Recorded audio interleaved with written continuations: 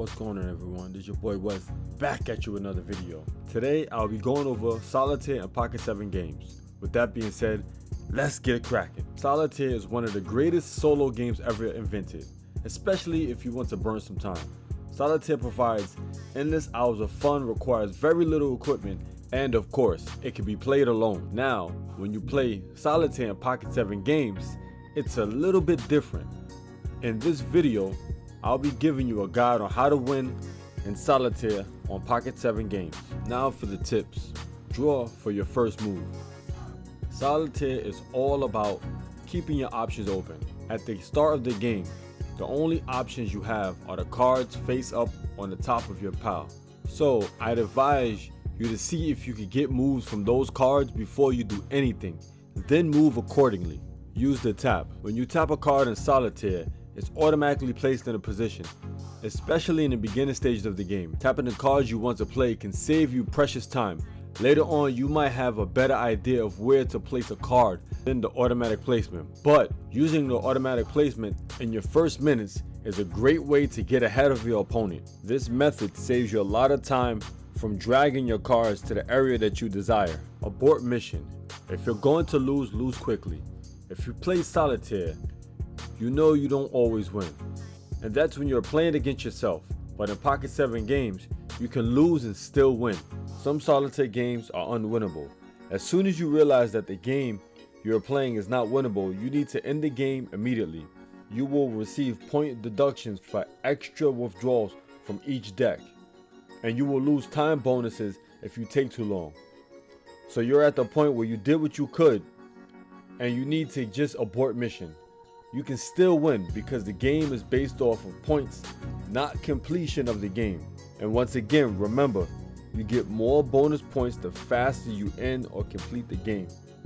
3 draws. All players draw 3 cards at a time from each draw deck.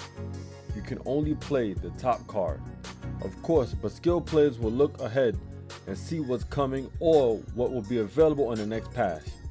Your first 3 passes through the deck are free. After that, you can keep going, but each pass through the deck will cost points. So be very mindful of this. Look up and down. This strategy helps you make the most out of each deck usage. Every time you flip a stack of 3 cards from a draw, you analyze, tap, and see if any of these cards go to the main loose bottom stack of cards on the board. If they do, then start looking at the bottom stack and tapping there as well to see if they pair up as well. Keep doing that process every time you go and draw 3 cards from the draw deck. Don't rush. Make sure you take the time you need to see the solutions that aren't immediately apparent. In other words, you'll need some time to see if there is a way to shift things around and rack up points after all.